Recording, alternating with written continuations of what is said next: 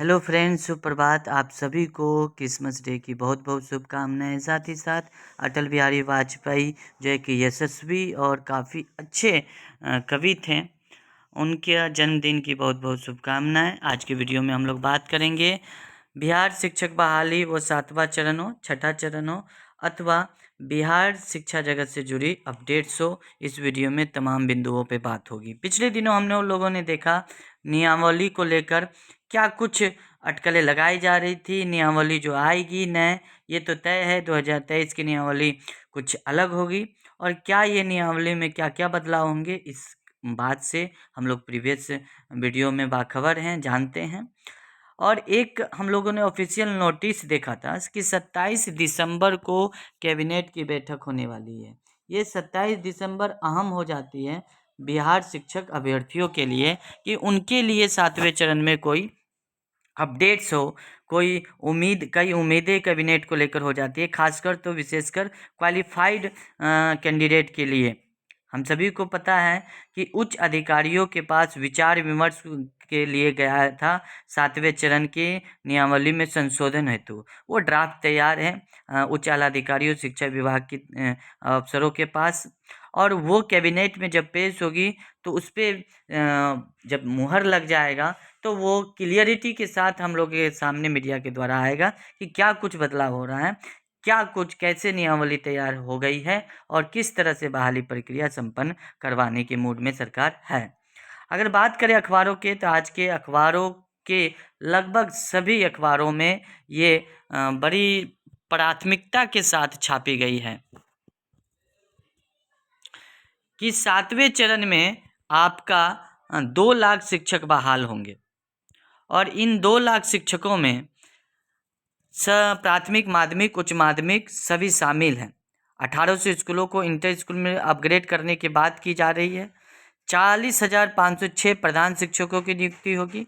अगर हम अखबारों के डिटेल्स की बात करें तो इस तरह 2022 में आपको उम्मीद दी गई थी, शायद 2023 में कहा जा रहा है कि 2023 की ये उम्मीदें काश सरकार पूरा करे, यही उम्मीद है कि 2022 जिस तरह से खाली गया 2023 उस तरह से खाली न जाए।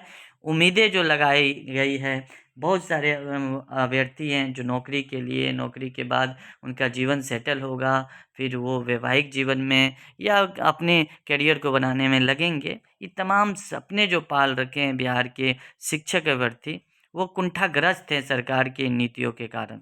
वर्ष 2023 उम्मीद भरा हो, यही हमारी ईश्वर से प्रार्थना है। वर्ष 2023 शिक्षा के क्षेत्र में खास उपलब्धि वाला साल होगा। इस साल न केवल बड़ी संख्या में शिक्षकों की नियुक्तियां होगी, बल्कि नए पदों के सृजन का रास्ता भी खुलेगा। ऐसा ही हो, आने वाले साल में 2 लाख से अधिक शिक्षकों की नियुक्ति का रास्ता साफ हुआ है। नए साल में 7वें चरण की नियुक्ति की प्रक्रिया शुरू होगी। इसके तहत 80,000 प्रारंभिक शिक्षकों के अलावा हम सभी को पता है कि 44,000 माध्यमिक शिक्षक और 90,000 +2 शिक्षकों की बहाली होनी है। अब नए साल में नए नियमावली से शिक्षकों की नियुक्ति होगी। ये तो तय है कि नई नियमावली आना है। अगर नई नियमावली आ जाती है, नोटिफिकेशन आ जाता है, डेट इशू हो जाती है, तो ये तय है कि सरकार बहाली के मूड में है। अन्यथा सरकार इस तरह इस साल भी कहीं खींच खाच के खाली न चले जाए, 2024 में हम लोग प्रवेश कर जाएं। 7वें चरण के पहले छठे चरण का खत्म होना जरूरी है। ये भी एक अहम बिंदु है, क्योंकि जब तक छठे चरण खत्म नहीं होती है, 7वें चरण का एग्जिस्टेंस अस्तित्व में आना नामुमकिन सा लगता है।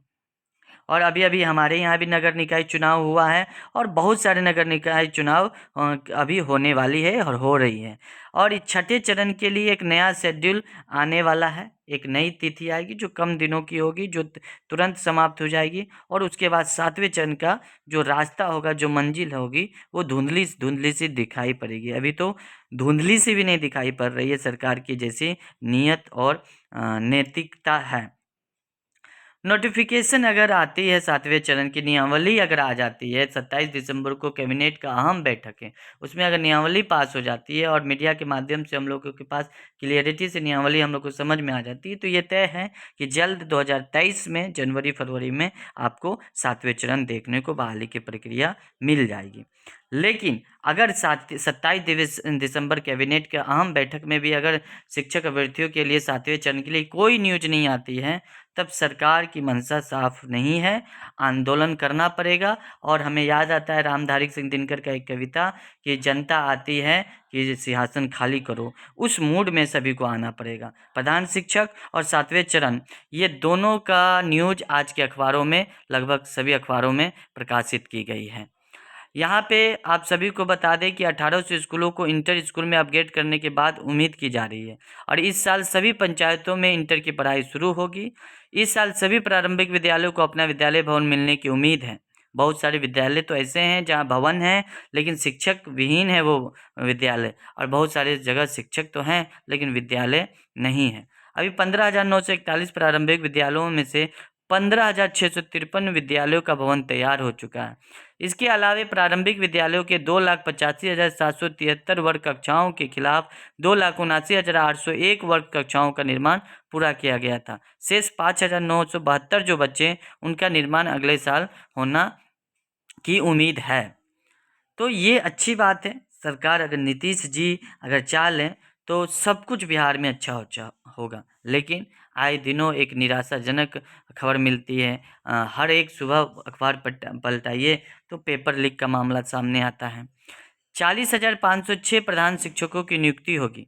और आप सभी को बता दें कि कंप्यूटर साइंस वालों के लिए भी ये 7वां चरण इम्पोर्टेंट है, क्योंकि 1673 आपको सीटें थी और क्वालिफाइड 17,000 लगभग थे। लेकिन बाद में सरकार कही कि माध्यमिक 10+2 में हम लोग कंप्यूटर टीचर रखेंगे, एक टीचर रखेंगे। अगर सरकार ऐसा करती है तो सीटें बढ़ जाएगी लगभग 7,000, तो कुल लगभग हो जाएगा 9,500 कंप्यूटर शिक्षक की पद सृजित हो जाएगी, जो एक अच्छी खबर होगी।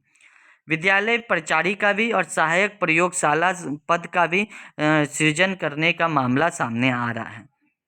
तो कुल मिलाकर 2 लाख शिक्षकों में से प्राथमिक 80,000, माध्यमिक में 44,000 और वहीं उच्च माध्यमिक में 90,000 बहाली होने जा रही है, अगर 7वें चरण की नोटिफिकेशन आती है तो। अब यहाँ पे राज्य में 40,506 प्रधान शिक्षकों की नियुक्ति बिहार लोक सेवा आयोग यानी बीपीएससी से की जानी। यह प्रक्रिया नए साल में पूरी हो जाएगी, जबकि विश्वविद्यालयों में सहायक प्राध्यापकों के लिए 4,438 पदों पर नए साल में नियुक्ति होगी। मध्य विद्यालय में 6,000 शारीरिक शिक्षक सह स्वास्थ्य अनुदेशकों की नियुक्ति की प्रक्रिया भी अगले साल पूरी होने की उम्मीद है। तो 2023 वाकई उम्मीदों भरा साल है और सरकार इस पे खरे उतरे, यही उम्मीद की जा रही है। लगभग बहुत सारे वैकेंसियाँ पड़ी हुई है, वो स्वास्थ्य विभाग में हो, टीचर में हो या आपका बिहार पुलिस में हो। सरकार अगर मंशा क्लियर करती है तो बहुत सारे लाखों युवाओं जो बेरोजगार बैठे हैं उनकी हाथों नौकरी मिल जाएगी और एक स्वस्थ सरकार की मंशा भी साफ हो जाएगी। तो दोस्तों कुल मिलाकर यही है नियमावली। 27 दिसंबर को क्या कुछ होगा कैबिनेट के बैठक में, ये इंतजार है। दिल थाम के लाखों लोग शिक्षक भर्ती बैठे हुए हैं। पटना में आंदोलन किए नौकरी के लिए, कितना मार खाएं, कितना केस होता है। हम तो बीएसएससी के जो पेपर लीक हुआ उसमें कुछ अभ्यर्थियों को जो रोते हुए देखें कि कैसे हम ट्रेन भाड़ा किए, ठंडी में आए हैं, रूम नहीं मिला, स्टेशन पे सोए हैं। इस मार्मिक दृष्टि को देखकर सरकार पे कभी कभी शर्म आती है।